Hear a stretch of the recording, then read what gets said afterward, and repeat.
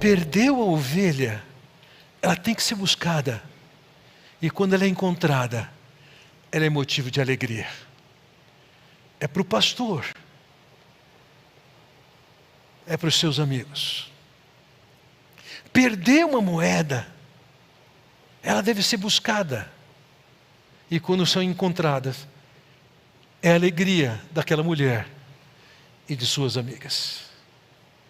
Perdeu alguém nas trevas e longe de Deus, da perspectiva de Deus. Essa pessoa tem que ser buscada e alcançada. E quando ela é alcançada, ela é motivo de alegria para Deus. É motivo de alegria para os anjos. E era um absurdo da perspectiva do Senhor que um fariseu, ao invés de se alegrar com isso, aquilo era motivo de crítica. A conversão de alguém, o arrependimento de alguém, a compreensão do plano de salvação e um compromisso com Deus que leva essa pessoa a ser filho de Deus,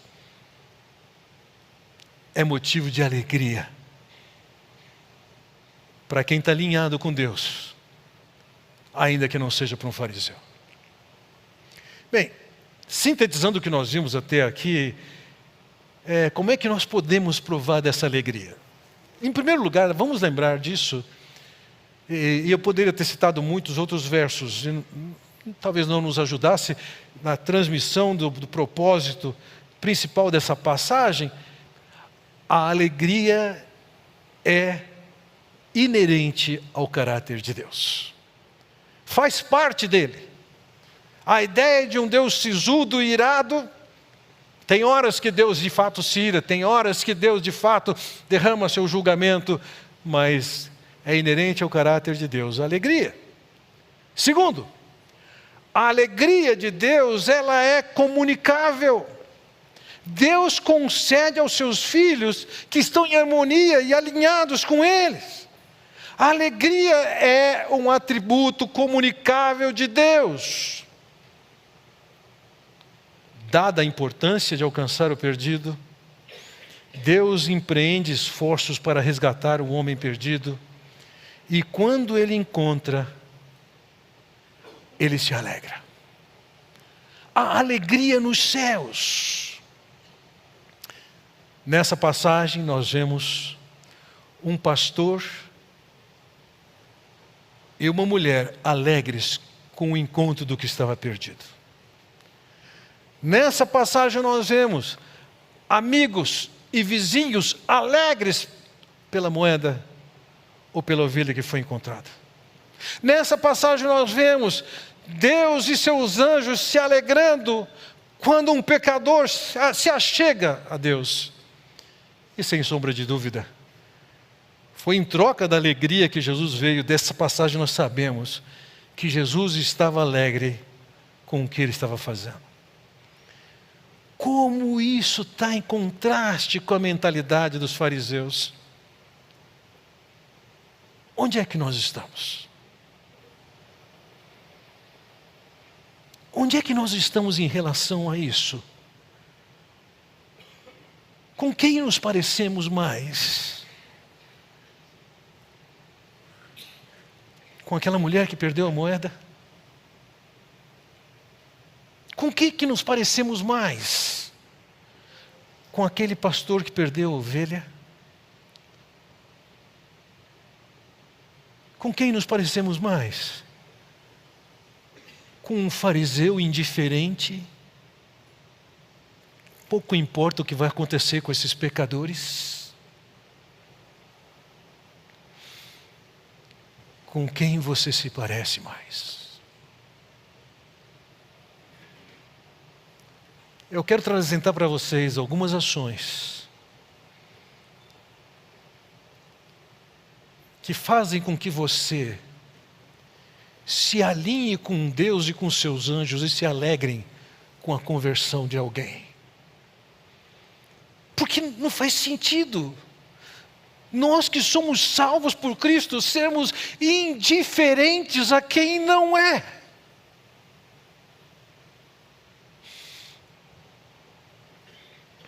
Primeiro,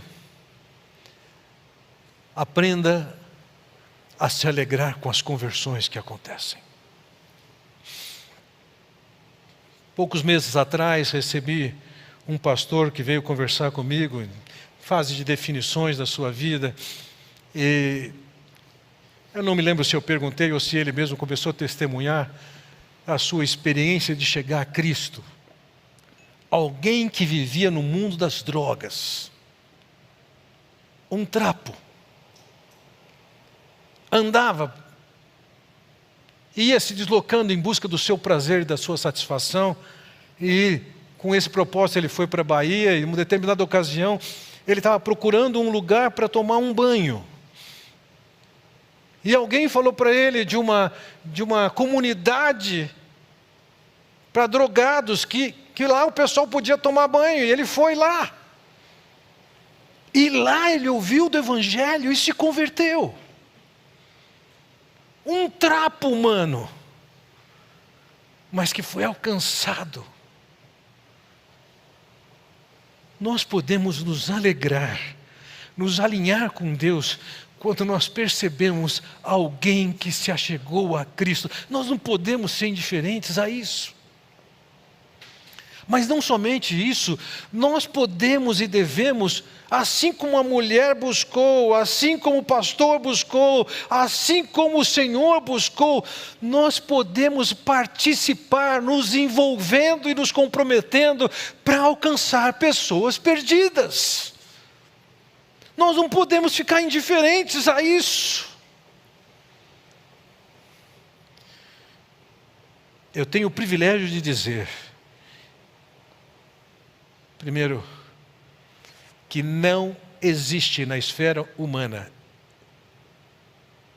alegria maior do que ver alguém chegar a Cristo. Eu tenho desfrutado de várias alegrias que Deus tem me concedido ao longo da minha vida, mas nenhuma se compara ao privilégio de levar alguém a conhecer o Senhor. Cadê seu envolvimento nisso?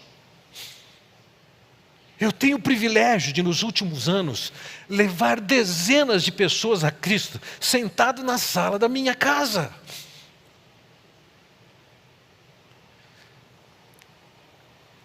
A porta da sua casa está aberta para isso?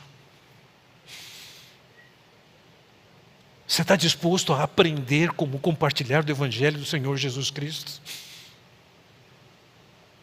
Está querendo empreender esforços para alcançar pessoas? Você tem uma lista de oração para alcançar pessoas?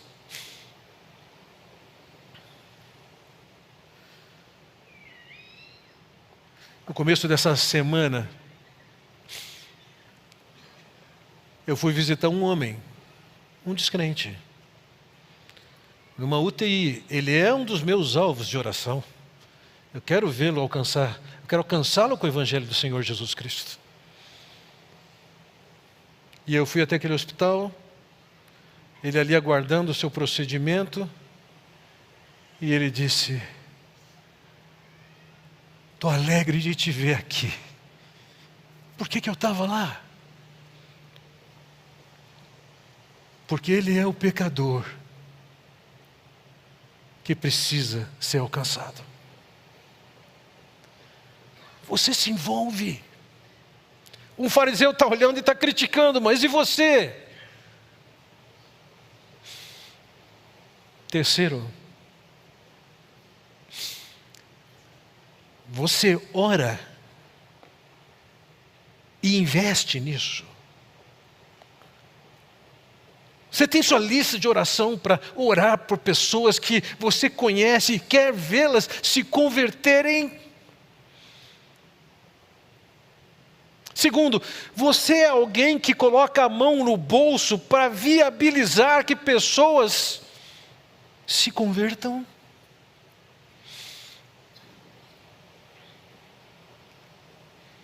Recentemente eu estava na festa de um aniversário e conversar com uma pessoa ali que não conhece o Senhor.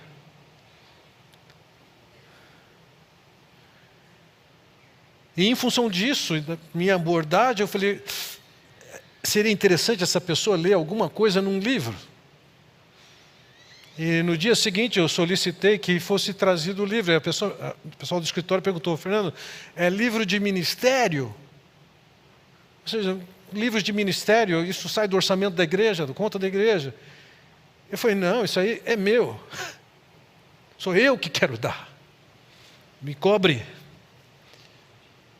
Você está gastando do seu orçamento dinheiro para de alguma maneira alcançar pessoas descrentes. Você está investindo em literatura. Você está investindo em missionários e quer ouvir desses missionários: me conta como é que tem sido as conversões, quais são as dificuldades.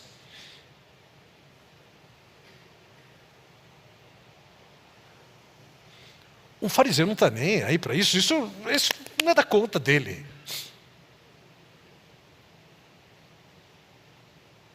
Mas o Senhor se esforça, empreende ações. Em quarto e último lugar, o Senhor se alegra em nos conceder o perdão, e nós temos que desfrutar da alegria por pessoas que conhecem o perdão de Deus.